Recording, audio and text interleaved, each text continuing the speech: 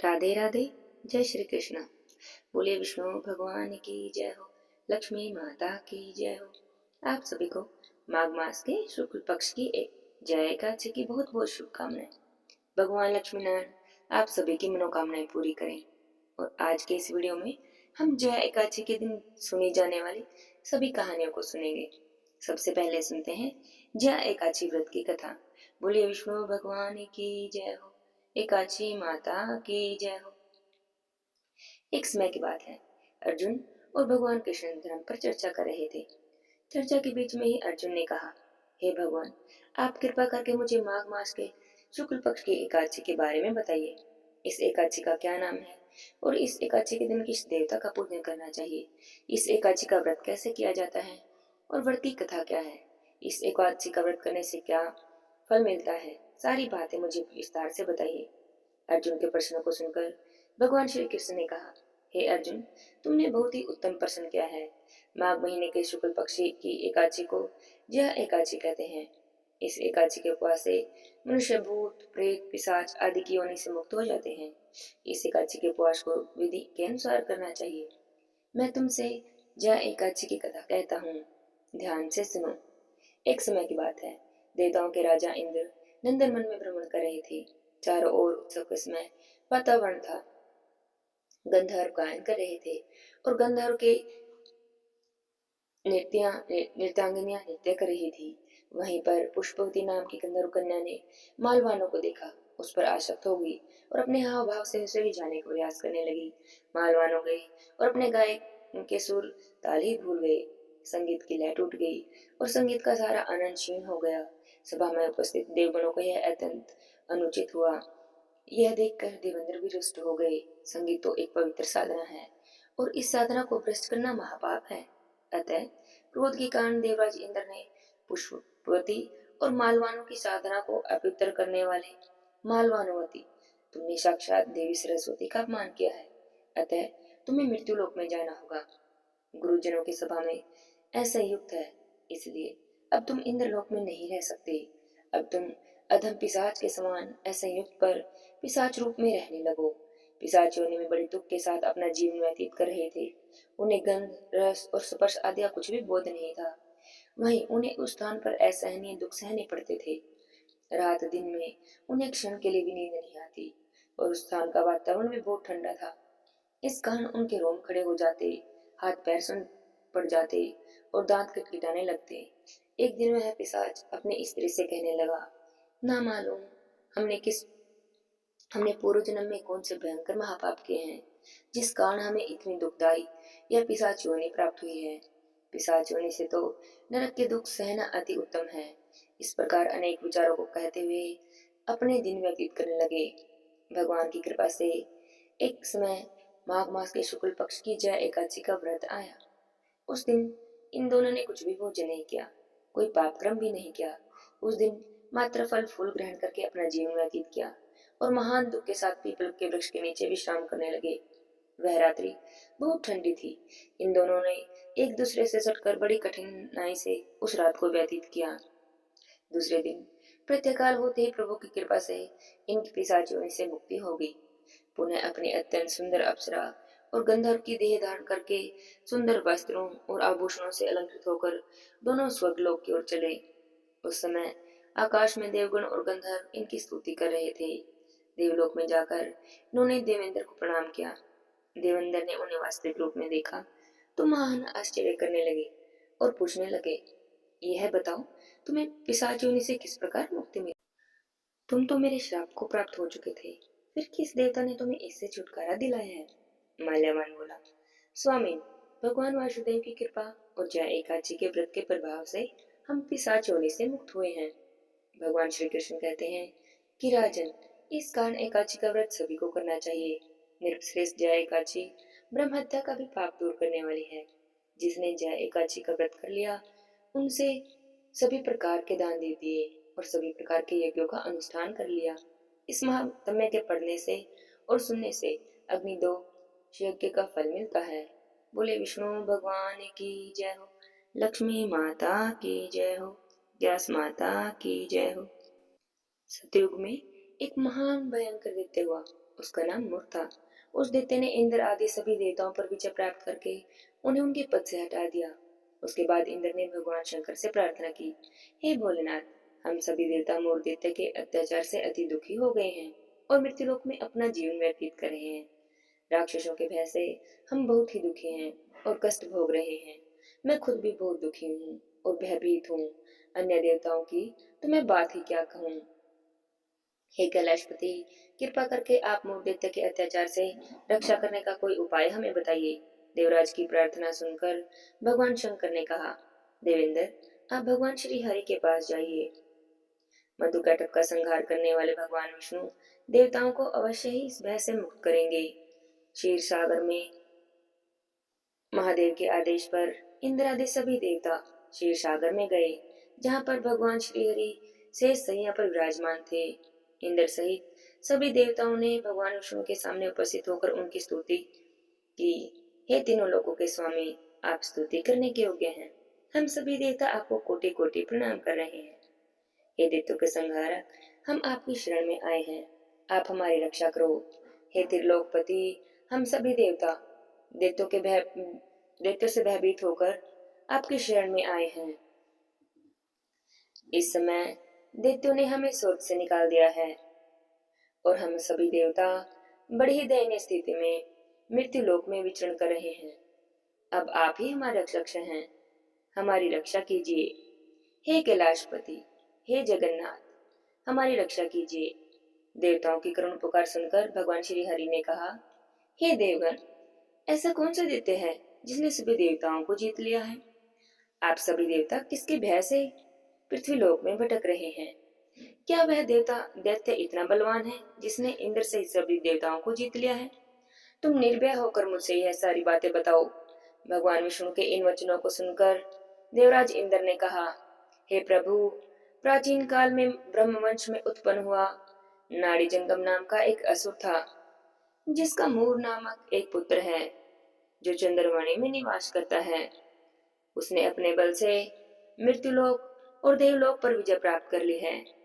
सब देव को देवलोक से निकाल दिया है और दैत्य कुल के असुरों को इंद्र, अग्नि, यम, वरुण, चंद्रमा आदि लोकपाल बना दिया है। वह समसूर्य बनकर पृथ्वी को ताप कर जल की वर्षा करता है। अतः आप इस बलशाली भयानक असुर का संहार करें और हम देवताओं की रक्षा करें। देवेंद्र के मुख से ऐसे वचन सुनकर भगवान श्री हरि ने कहा, हे देवताओं, मैं आपके शत्रु का शीघ्र ही संहार करूंगा। आप सभी इसी समय मेरे साथ चंद्रावती नगरी चलिए। देवताओं की पुकार पर भगवान विष्णु तुरंत ही उनके साथ चल दिए। उधर दैत्यराज मोर ने अपने तेज से जान लिया कि श्री विष्णु जी युद्ध की इच्छा से उसकी राजधानी की ओर आ रहे हैं। अतः अपने राक्षस योद्धाओं के साथ वह भी युद्ध भूमि में आकर गरजने लगा। देखते ही देखते युद्ध आरंभ हो गया। युद्ध आरंभ होने पर अनगिनत असुर अनेकों अस्त्रों और शस्त्रों को धारण करके देवताओं से युद्ध करने लगे, पर देवता तो पहले से ही डरे हुए थे। वे अधिक देर तक राक्षसों का सामना नहीं कर सके और वहां से भाग खड़े हुए। तब भगवान विष्णु स्वयं युद्ध भूमि में आ गए। दैत्य पहले से भी अधिक उत्साह में भरकर भगवान विष्णु से युद्ध करने लगे। वे अपने अस्त्रों और शस्त्रों से उन पर भयंकर प्रहार करने लगे। दैत्यों के आक्रमणों को श्री विष्णु अपने चक्र और गदा के प्रहार से नष्ट करने लगे। इस युद्ध में अनेक दैत्य सदा के लिए मृत्यु की गोद में समा गए, परंतु दैत्यराज मूर अभी भी भगवान विष्णु के साथ युद्ध कर रहा था। उसका तो जैसे बाल भी बाका नहीं हुआ था। वह बिना डरे युद्ध करता रहा। भगवान विष्णु मूर को मारने के लिए जिन जिन अस्त्रों शस्त्रों का प्रयोग करते, वे सभी उसके तेज से नष्ट हो जाते और उस पर पुष्पों के समान गिरते। अनेकों अस्त्रों शस्त्रों का प्रयोग करने पर भी भगवान विष्णु उसे जीत न सके। तब वे आपस में मल्लयुद्ध करने लगे। भगवान श्री हरि उस असुर से देवताओं के लिए हजारों वर्षों तक युद्ध करते रहे, पर उस असुर से विजय न हो सके। अंत में भगवान विष्णु शांत होकर विश्राम करने की इच्छा से बद्रिका आश्रम स्थित 38 कोस लंबी एक द्वार वाली हेमवती नाम की गुफा में प्रवेश कर गए। उस गुफा में प्रभु ने शयन किया। भगवान विष्णु के पीछे पीछे वह दैत्य भी गुफा के अंदर चला आया। भगवान श्री हरि को सोता देखकर वह उन्हें मारने को तैयार हो गया। वह सोच रहा था कि आज मैं अपने चिर शत्रु का अंत करके सदा सर्वदा के लिए निशंक हो जाऊंगा। परंतु उसकी इच्छा पूरी न सकी, क्योंकि उसी समय भगवान विष्णु के देह से दिव्य वस्त्र धारण किए एक अत्यंत मोहिनी कन्या उत्पन्न हुई। राक्षस को ललकार कर उससे युद्ध करने लगी। उस कन्या को देखकर राक्षस को घोर आश्चर्य हुआ और वह सोचने लगा, ऐसी दिव्य कन्या कहाँ से उत्पन्न हुई। उसके बाद वह असुर उस कन्या से निरंतर युद्ध करता रहा। कुछ समय व्यतीत होने पर उस कन्या ने क्रोध में आकर उसके अस्त्रों और शस्त्रों के टुकड़े टुकड़े कर दिए, उसका रथ भी तोड़ दिया। अब तो दैत्य को बड़ा क्रोध आया। सारी मर्यादाएं भंग करके वह कन्या से मल्लयुद्ध करने लगा।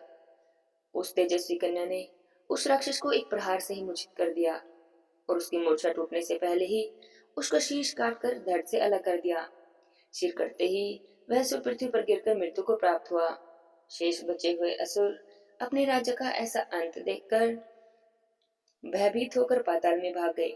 भगवान विष्णु जब निद्रा से जागे तो उन्होंने असुर को मरा हुआ देखा तो उन्हें बहुत आश्चर्य हुआ और वे सोचने लगे, इतने महाबली असुर को किसने मारा है। तब वह तेजस्वी कन्या श्री हरि से हाथ जोड़कर बोली, हे जगदीश्वर, यह असुर आपको मारने को उदित था। तब आपके शरीर से उत्पन्न होकर मैंने ही इस असुर का वध किया है। कन्या की बातों को सुनकर भगवान विष्णु ने कहा, हे देवी, तुमने इस असुर का संहार किया, अतः मैं तुमसे बहुत प्रसन्न हूँ। इस राक्षस का अंत करके तुमने तीनों लोक के देवताओं के कष्टों को हरा है, इसलिए मैं तुमसे बहुत प्रसन्न हूँ। तुम अपनी इच्छा के अनुसार कोई भी वरदान मांग लो, मैं तुम्हारी प्रत्येक इच्छा को पूर्ण करूंगा।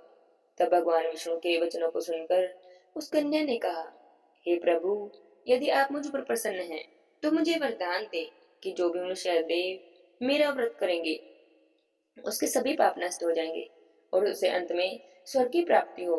मेरे व्रत का आधा फल रात्रि को मिले और उसका आधा फल एक समय भोजन करने वाले को मिले। जो भी श्रद्धा और भक्ति से मेरे व्रत को करे वे निश्चय वैकुंठ को प्राप्त करें। जो मनुष्य मेरे व्रत में दिन और रात में एक समय भोजन करे वह धन धान्य से भरपूर रहे। अगर आप मुझ पर प्रसन्न हैं तो मुझे ऐसा वरदान दीजिए। तब भगवान श्री हरि ने कहा, हे देवी, ऐसा ही हो। मेरे और तुम्हारे भक्त सदा एक ही होंगे। इस संसार में सभी सुखों को भोगकर अंत में प्रसिद्धि को प्राप्त होकर मेरे लोक को प्राप्त करेंगे। हे कल्याणी, तुम एकादशी को प्रकट हुई हो, इसलिए तुम्हारा नाम एकादशी हुआ। जो भी मनुष्य तुम्हारा व्रत करेंगे उसके सभी पाप समूले ही नष्ट हो जाएंगे। अब तुम मेरे लिए तीज, अष्टमी, नवमी और 14 से भी अधिक प्रिय हो। तुम्हारे व्रत का सब फल सब तीर्थों के फल से भी महान होगा, यह मेरा कथन है। और इतना कहकर भगवान श्री हरि वहां से अंतर ध्यान हो गए। एकादशी व्रत में एकादशी माता की इस कथा को जो भी कोई सुनता है उसके सभी पाप नष्ट हो जाते हैं और उसे अपने एकादशी व्रत का पूर्ण फल प्राप्त होता है। बोले एकादशी माता की जय हो, श्री विष्णु भगवान की जय हो। तुल आइए अब सुनते हैं तुलसी माता की कहानी। बोलिए तुलसी माता की जय हो। बहुत समय पहले की बात है। किसी गांव में एक बुढ़िया माई रहती थी। बुढ़िया माई भगवान विष्णु की भक्त थी। रोज भगवान विष्णु के मंदिर में जाती, पूजा करती। मंदिर से आते समय तुलसी देवी की पूजा करती, तुलसी देवी के वीडियो को सींचती, पूजा पाठ करती, परिक्रमा करती, वहां पर साफ सफाई करती। यह उसका रोज का नियम था। अपनी पूजा पाठ समाप्त करके जब अपने घर को आती तो तुलसी माता से प्रार्थना करती, हे तुलसी माता, मैं तेरा बीड़वा सींचती हूँ, तू मुझे बहू दे। हे तुलसी माता सत की दाता, मैं बीड़वा सींचू तेरा, तू कर निस्तारा मेरा। हे तुलसी माता अड़वा दे, गड़वा दे, पीताम्बर की धोती दे, मीठा मीठा घास दे, बैकुंठ का वास दे, चटके की चाल दे, पटके की मौत दे, झालर की झनकार दे, दाल भात का जिमन दे, एकादशी का दिन दे और कृष्ण का कांधा दे। ऐसी प्रार्थना बुढ़िया माई तुलसी माता से रोज करती। बुढ़िया माई की प्रार्थना सुनकर तुलसी माता सूखने लगी। भगवान ने देखा तो उन्हें बड़ी चिंता हुई। उन्होंने तुलसी माता से पूछा, हे देवी, क्या बात है, तुम्हारे पास तो इतनी औरतें आती हैं, तुम्हारी पूजा करती हैं, गाती हैं, बजाती हैं, तुम्हें तो खुश रहना चाहिए, हरी भरी रहना चाहिए, और तुम हो कि सूखती ही जा रही हो। तब तुलसी माता बोली, हे भगवान, बस मेरे मन की मत पूछो। तब भगवान हंसकर बोले कि देवी, मैं नहीं पूछूंगा तो कौन पूछेगा, बताइए आपको क्या समस्या है। तब तुलसी माता बोली, हे भगवान, आप जो कह रहे हैं वह सब सच है। मेरे पास इतनी औरतें आती हैं, मेरी पूजा करती हैं, गाती हैं, बजाती हैं, मेरा तो मन लगा रहता है। लेकिन एक बुढ़िया माई आती है, रोज मेरी पूजा करती है, परिक्रमा करती है और फिर प्रार्थना करती है, हे तुलसी माता, मैं तेरा बीड़वा सींचती हूँ, तू मुझे बहू दो।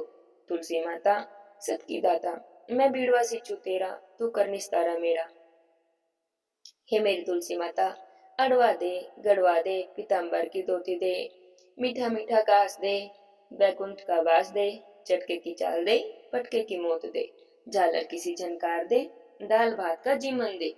मैं उसे सब कुछ दे दूं, उसकी सारी मनोकामनाएं पूरी कर दूं। लेकिन आप ही बताइए, कृष्ण जी का कांधा कहाँ से दूंगी? तब भगवान बोले, हे तुलसी देवी, बस इतनी सी बात है, आप चिंता मत करो। जब बुढ़िया माई की मृत्यु होगी तो मैं उसे अपने आप कंधा देने आ जाऊंगा। तो तुलसी माता ने कहा, सोच लीजिए भगवान, आप वचन दे रहे हैं। तब भगवान हंसकर बोले, हाँ हाँ देवी, मैं वचन देता हूँ, मैं जरूर आऊंगा। धीरे धीरे समय बीता और बुढ़िया माई हर दिन भगवान विष्णु के मंदिर जाती और तुलसी माता की पूजा करती और प्रार्थना करके घर आ जाती। एक दिन की बात है, एकादशी का दिन था। बुढ़िया माई तुलसी माता की पूजा करके, प्रार्थना करके अपने घर को आ रही थी, तो आते समय उसे ठोकर लगी। ठोकर खाकर गिर पड़ी, तो गिरते ही तो बुढ़िया माई के तो प्राण निकल गए और उसकी मृत्यु हो गई।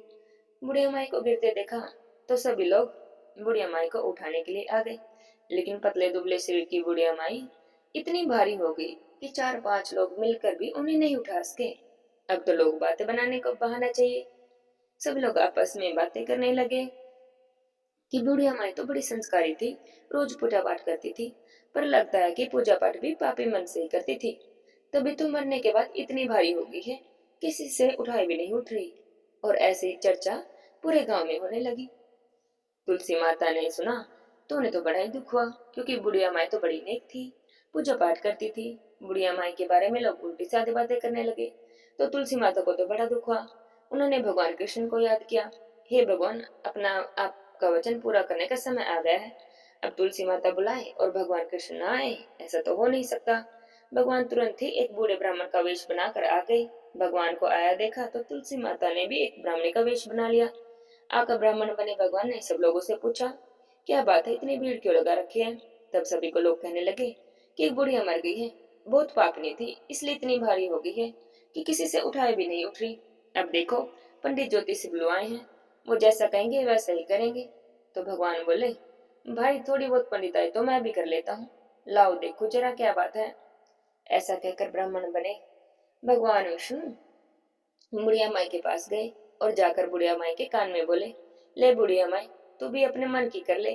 बुढ़िया माई, अड़वा ले, गड़वा ले, पीताम्बर की धोती ले, मीठा मीठा घास ले, बैकुंठ का वास ले, चटके की चाल ले, पटके की मौत ले, झालर की झनकार ले, दाल भात का जिमन ले, एकादशी का दिन ले और कृष्ण का कांधा ले। भगवान का तो इतना कहना था कि बुढ़िया माई तो फूलों से हल्की होगी। भगवान बुढ़िया माई को अपने कंधे पर ले गए। बुढ़िया माई की तो मुक्ति हो गई। हे तुलसी माता, जैसे अपने बुढ़िया माई की मनोकामना पूरी की, जैसे ऐसे मुक्ति दी, ऐसे ही सबकी मनोकामनाएं पूरी करना। सबके घर में खूब धन संपत्ति सुख देना, सबकी मनोकामनाएं पूरी करना। बोलिए तुलसी माता की जय। अब सुनते हैं तपसी लपसी की कहानी। एक तपसी था और एक लपसी था, दोनों आपस में मित्र थे। तपसी तो सदा ही भगवान की सेवा करता, उनकी पूजा करता और रोज तपस्या करता। लपसी को पूजा पाठ नहीं आता था, तो वह रोज सवा सेर की लापसी बनाता, भगवान को भोग लगाता, घंटी बजाता, जिम कर चद्दर तान कर सो जाता। एक दिन की बात है कि दोनों में बहस छिड़ गई कि कौन भगवान का सबसे बड़ा भक्त है। तो तपसी ने कहा कि मैं भगवान का सबसे बड़ा भक्त हूँ, और लपसी कहने लगा कि नहीं नहीं, मैं भगवान का सबसे बड़ा भक्त हूँ। तो लपसी बोला कि तुम भक्त कैसे हुए? मैं तो सारे दिन भगवान की भक्ति करता हूँ, पूजा करता हूँ, भगवान की तपस्या करता हूँ, तो मैं बड़ा भक्त हूँ। तुम क्या करते हो? तुम तो बस भगवान को भोग लगाते हो और जिम कर चद्दर तान कर सो जाते हो। तो दोनों लड़ ही रहे थे कि उसी समय नारद मुनि जी पृथ्वी पर घूमने के लिए आए। उन्होंने तपसी और लपसी को आपस में लड़ते झगड़ते देखा, तो उनके लड़ने का कारण पूछा। तब दोनों ने नारद मुनि को प्रणाम किया और अपनी अपनी समस्या कह बताई। तो कहने लगे, नारद मुनि जी ने कहा, मैं तो कोई बात नहीं, मैं कुछ ही दिनों में तुम्हारी इस समस्या को भी सुलझा दूंगा।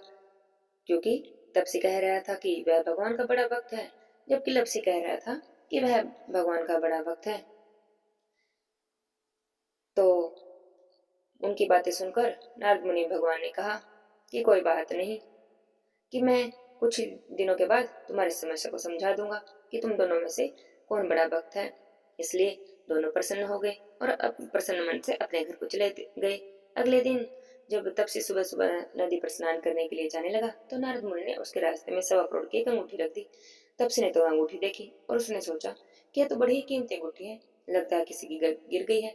उसने अंगूठी को उठाकर देखा तो उसने देखा थी वह अंगूठी तो बड़ी महंगी थी, करोड़ों की अंगूठी थी। बस उसके मन में तो लालच आ गया। उसने सोचा कि इस अंगूठी को बेचकर तो मुझे बहुत पैसे मिलेंगे और उससे मैं बहुत बड़े बड़े यज्ञ करवाऊंगा, हवन करवाऊंगा, मंदिर बनवाऊंगा, भगवान की खूब भक्ति पूजा करूंगा और अपने आप को भगवान का सबसे बड़ा भक्त सिद्ध कर दूंगा। तो उसने वह अंगूठी अपने पास ही रख ली और जब नहा धोकर तपस्या करने बैठा तो पैर के नीचे अंगूठी को दबाकर बैठ गया। और उस दिन तो उसका पूजा में भी मन नहीं लगा, बस अंगूठी के बारे में ही सोचने लगा। उधर लपसी ने भी रोज जब लपसी नहाने गया तो जब भी उसे भी अपने रास्ते में अंगूठी पड़ी दिखाई दी, वैसे ही उसने उस अंगूठी को उठाया तो सोचा कि किसी की अंगूठी गिर गई है, पता नहीं किसकी गिरी है, बेचारा बड़ा दुखी होगा। तो उसने सोचा कि कोई जब अपनी अंगूठी को ढूंढता ढूंढता आएगा तो भगवान के मंदिर में माथा टेकने के तो आएगा ही। तो उसने पास के ही मंदिर में ले जाकर भगवान के चरणों में रख दी कि जब कोई भगवान से प्रार्थना करने आएगा तो अंगूठी को देखकर अपनी अंगूठी को उठा कर ले जाएगा। और रोज की तरह आया, नहाया धोया, सिर की लापसी लगाई, बनाई, भगवान को भोग लगाया और अपना जी चदर तान कर सो गया। शाम हुई तो तपसी लपसी फिर से मिले। तभी वहां पर नारद मुनि जी भी आ गए। दोनों ने नारद जी से पूछने लगे, नारद जी बताओ, हम दोनों से भगवान का सबसे बड़ा भक्त कौन है। तब नारद जी बोले कि तुम दोनों में से सबसे बड़ा भगवान का भक्त तो लपसी है। तो तपसी तो चिढ़ गया, बोला नारद जी आप ऐसा किस आधार पर कह रहे हैं। तो नारद जी ने कहा कि मैंने तुम दोनों के रास्ते में सुबह 1.25 करोड़ की अंगूठी रखी थी। तब नारद जी ने कहा कि तुमने तो लालच किया, वह अंगूठी उठा कर रख ली, इसी कारण तुम्हारी सारी तपस्या भी भंग हो गई है और अब तुम्हें उस तपस्या का कोई फल भी नहीं मिलेगा। और लपसी ने लालच नहीं किया, उसने वह अंगूठी भगवान के चरणों में चढ़ा दी, इस विचार के साथ कि जिसकी भी अंगूठी है वो उसको वहां से उठाकर ले जाएगा। इसी कारण लपसी भगवान का सबसे बड़ा भक्त है। अब तपसी को तो अपनी भूल पर बड़ा पछतावा हुआ। वह तो नारद जी के पैरों में गिर गया और जोर जोर से रोने लगा और कहने लगा, हे भगवान मुझ पर दया करो, मुझसे तो बड़ी भारी गलती हो गई है, अब बताओ मुझे मेरी तपस्या का फल कैसे मिलेगा। तब नारद जी को उस पर दया आ गई और वह कहने लगे कि जो सारी कहानी कहकर तेरी कहानी नहीं कहेगा उसकी तपस्या का आधा फल तुझे मिल जाएगा, जो ब्राह्मण जिमा कर दक्षिणा नहीं देगा उसकी तपस्या का आधा फल तुझे मिल जाएगा, जो साड़ी ब्लाउज देकर दक्षिणा नहीं देगा उसकी तपस्या का आधा फल तुझे मिल जाएगा, जो अपने घर में गाय कुत्ते की रोटी नहीं बनाएगा उसकी पूजा पाठ का सारा फल तुझे मिल जाएगा, दीपक जलाकर हाथ नहीं जोड़ेगा दीपक से दीपक जलाएगा उसकी तपस्या का फल तुझे मिल जाएगा। और इतना कहकर नारद जी वहां से अंतर्ध्यान हो गए। इसलिए हर कथा कहानी के साथ हमें तपसी लपसी की कहानी जरूर कहनी चाहिए, वरना किसी भी कथा कहानी का फल नहीं मिलता। बोले तपसी लपसी की जय हो। अब सुनते हैं एकादशी माता की आरती। बोले एकादशी माता की जय हो, विष्णु भगवान की जय हो। ओम जय एकादशी माता, ओम जय एकादशी माता, विष्णु पूजा व्रत को धारण कर शक्ति मुक्ति पाता। ओम जय एकादशी माता, ओम जय एकादशी माता, विष्णु पूजा व्रत को धारण कर शक्ति मुक्ति पाता। ओम जय एकादशी माता, तेरे नाम गिनाऊं देवी भक्ति प्रदान करनी, घन गौरव की देनी मात्रा शास्त्रों में है वर्णी। ओम जय एकादशी माता, विष्णु पूजा व्रत को धारण कर शक्ति मुक्ति पाता। ओम जय एकादशी माता, मार्ग शीर्ष के कृष्ण पक्ष की उत्पन्न विश्व तारणी जन्मे शुक्ल पक्ष में हुई मोक्षदा मुक्ति दाता बन आई। ओम जय एकादशी माता, विष्णु पूजा व्रत को धारण कर शक्ति मुक्ति पाता। ओम जय एकादशी माता, पोष के कृष्ण पक्ष की सफला नामक है, शुक्ल पक्ष में होए पुत्रदा आनंद अधिक रहे। ओम जय एकादशी माता, विष्णु पूजा व्रत को धारण कर शक्ति मुक्ति पाता। ओम जय एकादशी माता, छठ तिला माघ मास में कृष्ण पक्ष आवे, शुक्ल पक्ष में जया कहावे विजय सदा पावे। ओम जय एकादशी माता, विष्णु पूजा व्रत को धारण कर शक्ति मुक्ति पाता। ओम जय एकादशी माता। विजय फागुन कृष्ण पक्ष में शुक्ला मल की, पाप मोचनी कृष्ण पक्ष में चित्र महाबल की। ओम जय एकादशी माता, विष्णु पूजा व्रत को धारण कर शक्ति मुक्ति पाता। ओम जय एकादशी माता। चैत्र शुक्ल में नाम कामदा धन देने वाली, नाम गुरु थी कृष्ण पक्ष में वैशाख माह वाली। ओम जय एकादशी माता, विष्णु पूजा व्रत को धारण कर शक्ति मुक्ति पाता। ओम जय एकादशी माता। शुक्ल पक्ष में होए मोहिनी अपराजेश कृष्ण, कृष्ण पक्षी नाम निर्जला सब सुख करनी। शुक्ल पक्षी करनी। ओम जय एकादशी माता, विष्णु पूजा व्रत को धारण कर शक्ति मुक्ति पाता। ओम जय एकादशी माता। योगिनी नाम साढ़ में जानो कृष्ण पक्ष करनी, देवसेनी नाम कहा वे शुक्ल पक्ष धरनी। ओम जय एकादशी माता, विष्णु पूजा व्रत को धारण कर शक्ति मुक्ति पाता। जय एकादशी माता। कामिक श्रावण मास में आवे कृष्ण पक्ष कहिए, श्रावण शुक्ला होए पवित्रता आनंद से रहिए। ओम जय एकादशी माता, विष्णु पूजा व्रत को धारण कर शक्ति मुक्ति पाता। ओम जय एकादशी माता। अजा भाद्रपद कृष्ण पक्ष की परिवर्तन शुक्ला, इंद्र अश्विन कृष्ण पक्ष में व्रत से भव सागर निकला। ओम जय एकादशी माता, विष्णु पूजा व्रत को धारण कर शक्ति मुक्ति पाता। ओम जय एकादशी माता। पाप कुंच है शुक्ल पक्ष में अपहरण हारी, रमा मास कार्तिक में आवे सुखदायक भारी। ओम जय एकादशी माता, विष्णु पूजा व्रत को धारण कर शक्ति मुक्ति पाता। ओम जय एकादशी माता। देवोत्थानी शुक्ल पक्ष की दुख नाशक मैया, पावन मास में करो विनती पार करो नैया।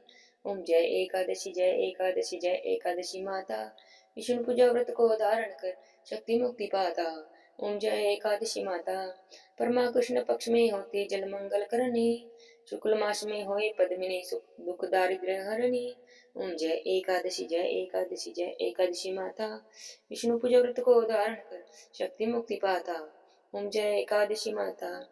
जो कोई आरती एकादशी माता की भक्ति सहित गावे, जन गुरु दाता स्वर्ग का वासा निश्चय ही पावे। ओम जय एकादशी माता, विष्णु पूजा व्रत को धारण कर शक्ति मुक्ति पाता। ओम जय एकादशी माता।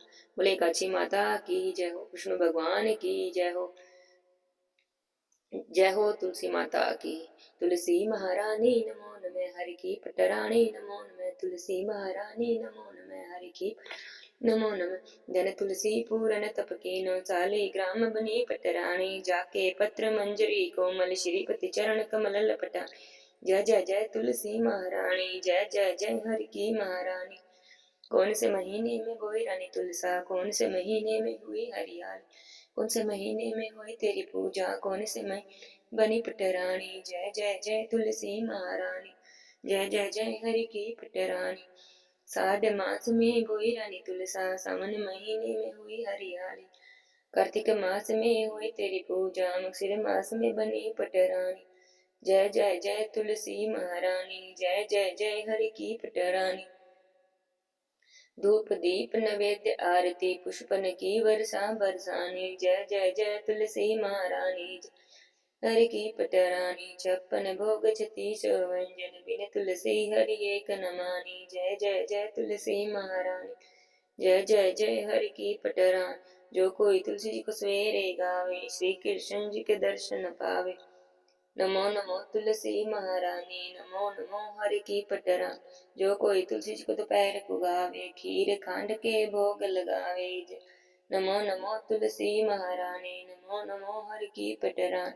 जो कोई तुलसी जी को सांझ को गावे, श्री कृष्ण जी की आरती उतारे। नमो नमो तुलसी महारानी, नमो नमो हरि की पटरा।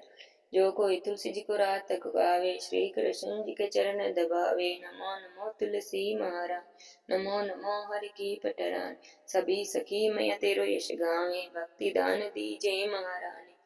नमो नमो तुलसी महारानी, नमो नमो हरि की पटरान। बोलो तुलसी माता की जय हो। बोलो ग्यास माता की जय हो। विष्णु भगवान की जय हो। लक्ष्मी माता की जय हो। जय जय श्री राधे श्याम।